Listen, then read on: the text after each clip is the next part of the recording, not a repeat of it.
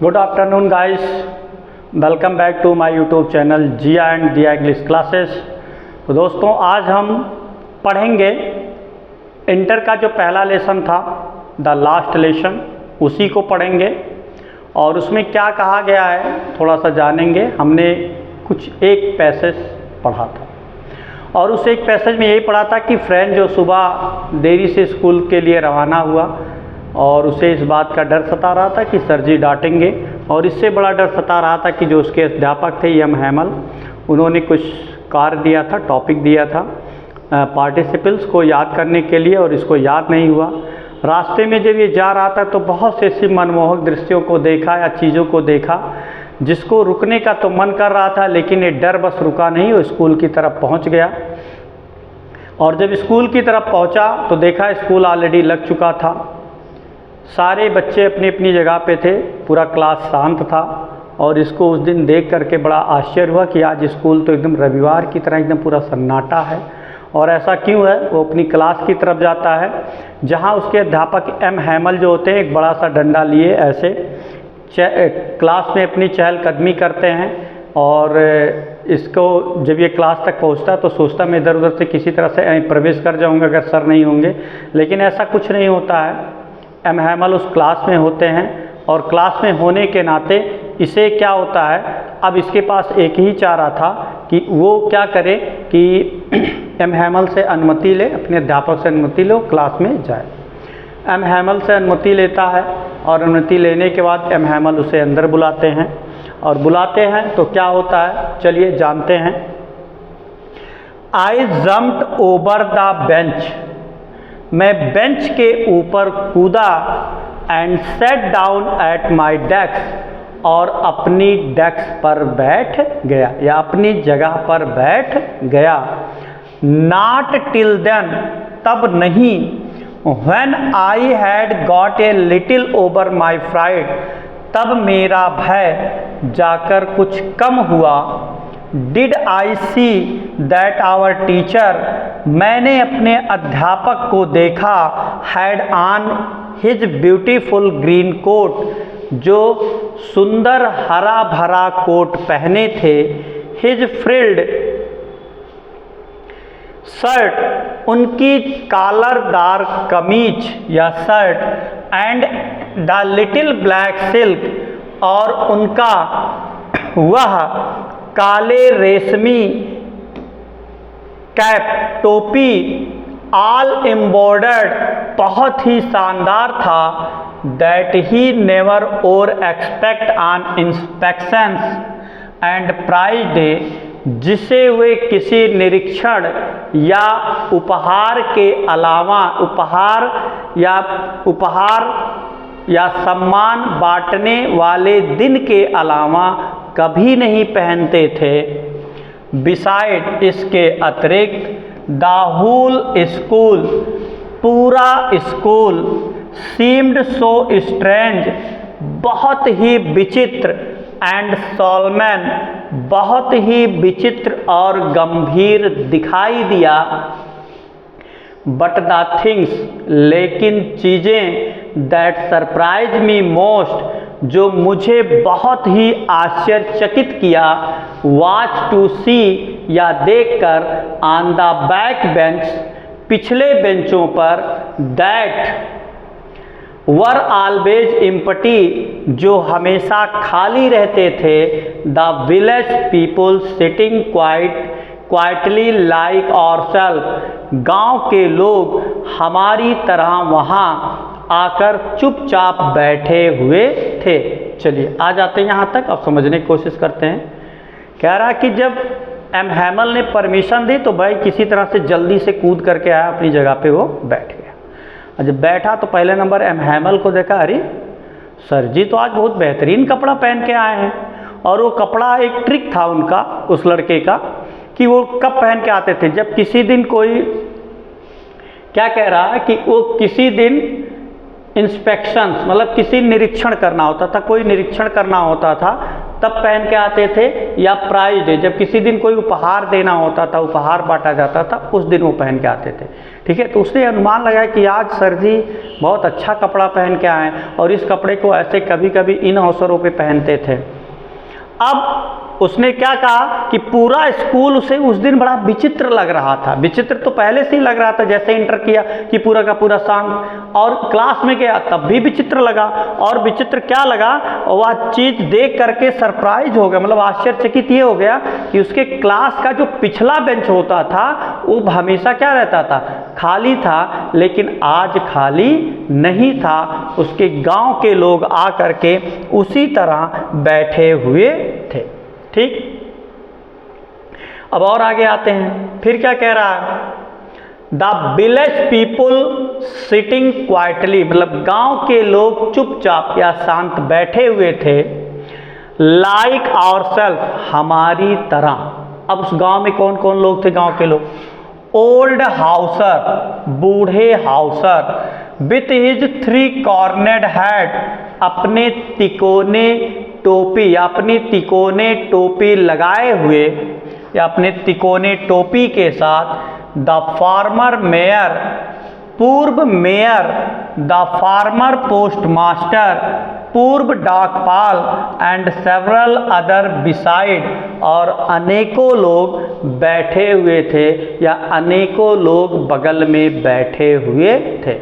इनके गांव के कुछ लोगों को बताया, जैसे बूढ़े हाउसर, एक तिकोना टोपी था वो पहने हुए थे।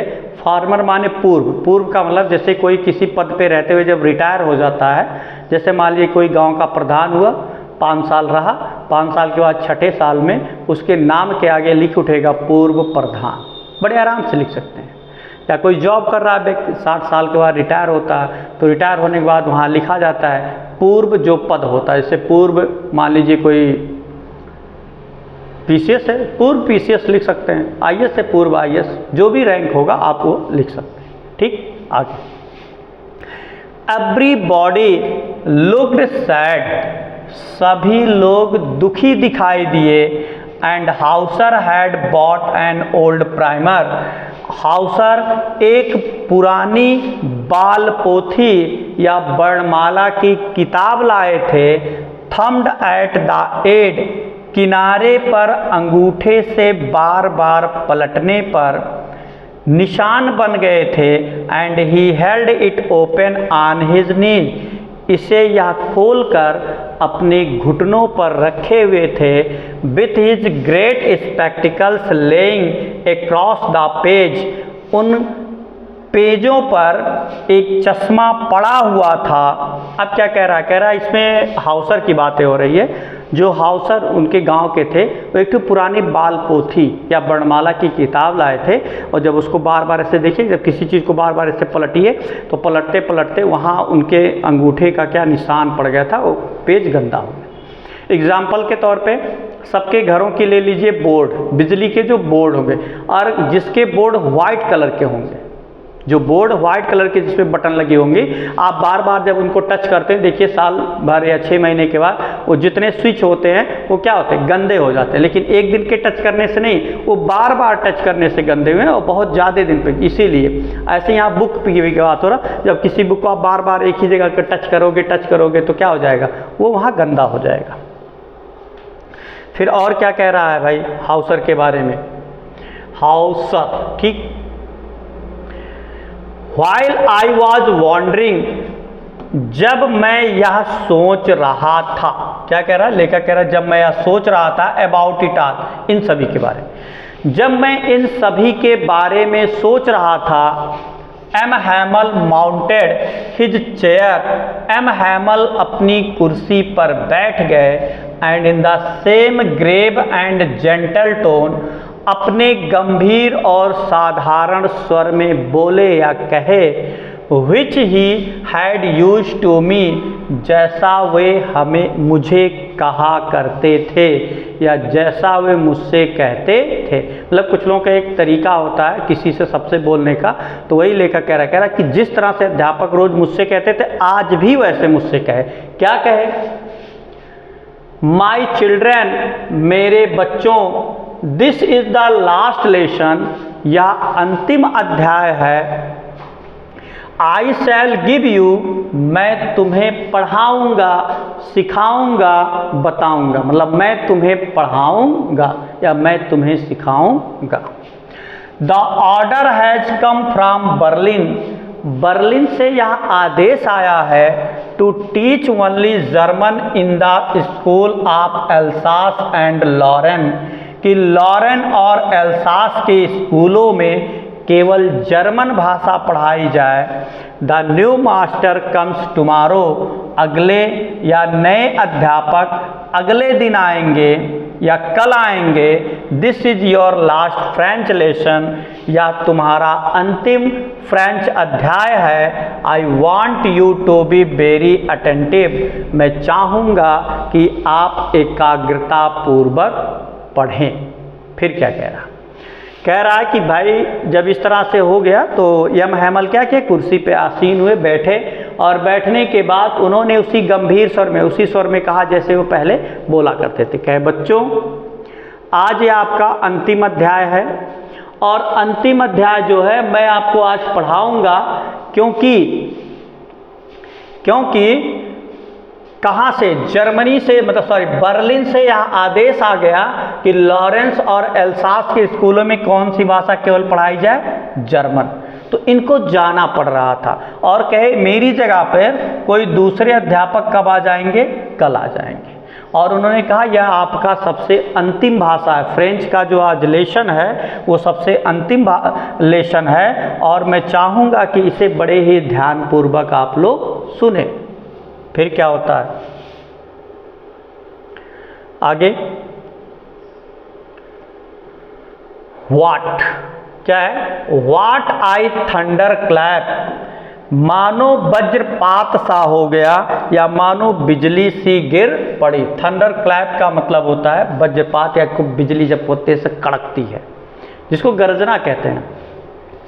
दीज वर्ड्स टू मी, इन शब्दों को सुनकर, मतलब इन शब्दों को सुनकर मेरे लिए जैसे वज्रपात सा पड़ गया या मैं स्तब्ध रह गया। मतलब वो जो सुने कि भैया अब मेरा अंतिम लेसन है, मैं यहाँ से जा रहा हूँ, तब लेखक एकदम बताओ सन्न, अरे कैसे जा रहे हैं, एकदम पूरा सन्नाटा कि बताओ सर जी तो जा रहे हैं। आगे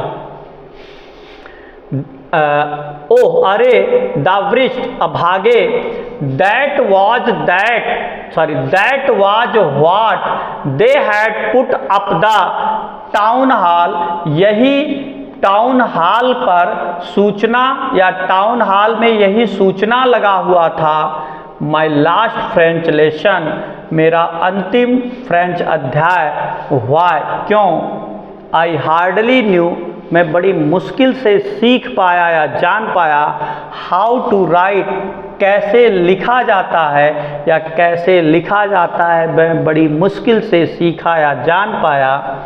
आई should never learn any more, मैं बहुत अधिक सीख नहीं पाया। I must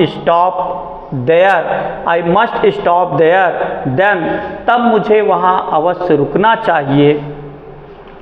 O how sorry I was for not learning my lesson, मैं अपने अध्याय को ना पढ़ पाने के लिए कितना दुखी था। फॉर सीकिंग बर्ड्स एग, चिड़ियों के अंडे ढूंढता। Are going slide on the Saar, या सार पर फिसलने के लिए जाता। माई बुक्स, मेरी पुस्तकें। That had seemed such A न्यूसन A while एगो, जो कुछ क्षण पहले मुझे बहुत बेकार सी लगती थी। सो हैवी टू कैरी, जिसे ले जाने में भारी भरकम लगती थी। My grammar and my history of my sons were old friend now, मेरे व्याकरण, इतिहास, संत की किताबें अब मेरी मित्र हो चुकी थीं। That I could give up, जिन्हें मैं साथ रखता, या that I could not give up, जिसे मैं छोड़ नहीं सका। एंड यम हैमल टू, और यम हैमल को भी। द आइडिया, विचार था, that he was going away, कि वे दूर जा रहे हैं। That I should never see him again, मैं उन्हें दोबारा नहीं देख पाऊंगा। Made me forget all about his ruler, मैं उनके डंडे के बारे में पूर्ण रूप से भूल गया। And how cranky he was, और वह कितने सनकी थे इसके बारे में भी भूल गया। मतलब मैं उनके उस डंडे और उनके सनकीपन के बारे में भूल गया। पुअर मैन, बेचारा आदमी। It was in honour of this last lesson, इसके अंतिम अध्याय के सम्मान में, that he had put on fine Sunday cloth, वे रविवारिये सुंदर कपड़ा पहने हुए थे। एंड नाउ आई अंडरस्टूड, और अब मैं यह समझ गया। थोड़ा सा समझने का प्रयास करते हैं, हमने ऐसे पढ़ा दिया पूरा, तो समझने का प्रयास करते हैं।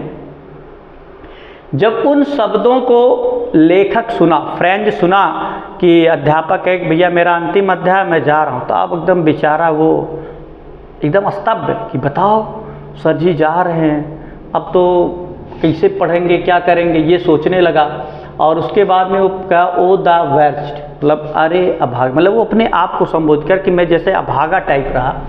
और क्या, जब उन्होंने कहा कि ये मेरा अंतिम अध्याय है, ये मेरा अंतिम अध्याय है, और उसके बाद में माई लास्ट फ्रेंच लेसन, या मेरा अंतिम अध्याय है, why I hardly know your tribe, मतलब ये फ्रेंच कह रहा है कि मैं बड़ी मुश्किल से फ्रेंच भाषा को लिखना या समझना अब सीख रहा था, और जिसे मतलब उन्हें वहाँ रुक जाना चाहिए, लेकिन अब ऐसा नहीं हो सकता क्योंकि उसने भी कुछ गलतियाँ की थी, फ्रेंच ने भी, कि जब उसको पढ़ना होता था तो क्या करता था, जाता था पक्षियों के अंडे खोजता था, या सार एक जगह था वहाँ जाता था, वो फिसलता था, पढ़ाई तो करता नहीं था। बाद में किताबें उसे बुरी लगते लगी, लेकिन फिर बाद में उसे वही ग्रामर, वही इतिहास, वही सन की किताबें उन्हें अच्छी लगने लगीं, और इस तरह से वह उनके मित्र हो गए। मतलब किताबों को आप नहीं छोड़ पाया, उसे अच्छा लगने लगे, और जब तक अच्छे लगने लगे तब तक ये महमल वहाँ से जाने के लिए तैयार हो गए थे। तो यही उसके बातें दिमाग में चल रही थी, और उसने कहा कि अब हम सर को दोबारा देख नहीं पाएंगे, और सर के वो डंडे या उनके जो स्वभाव था उस स्वभाव के बारे में वो भूल गया। जैसे चाहे वो बुरा लग रहा था भले उसको स्वभाव को, लेकिन वो भूल गया। उसके बाद में उसको पछतावा होने लगा कि सर जी वापस जा रहे हैं, मतलब दूसरी जगह जा रहे हैं। उसके बाद फिर क्या होता, तब उसे समझ में आ गया कि आज रविवार की तरह लोग पूरा क्लास क्यों शांत है, कि इतना सुंदर सुंदर कपड़ा पहन करके आए हैं, उसे तब उसको पूरी तरह से पूरी समझ में आ गया। तो आज का क्लास हम यहीं तक रहने देते हैं, और उम्मीद करते हैं कि आप लोगों को अच्छी तरह से समझ में आएगा, और इसके अगले पार्ट को कल लेकर के उपस्थित होंगे। और तब तक के लिए आप हमारे YouTube चैनल से बने रहिए। जिन्होंने अभी तक हमारे चैनल को सब्सक्राइब नहीं किया है तो वो जाएं और वो हमारे चैनल को सब्सक्राइब करें, ताकि उन तक वो हर वीडियो पहुंच सके जिसको उन्हें एक तरह से ज़रूरत भी है, या जो मैं वीडियो अपलोड करूं वो सब उन तक पहुंच सके। तो इन्हीं शब्दों के साथ जय हिंद, जय भारत।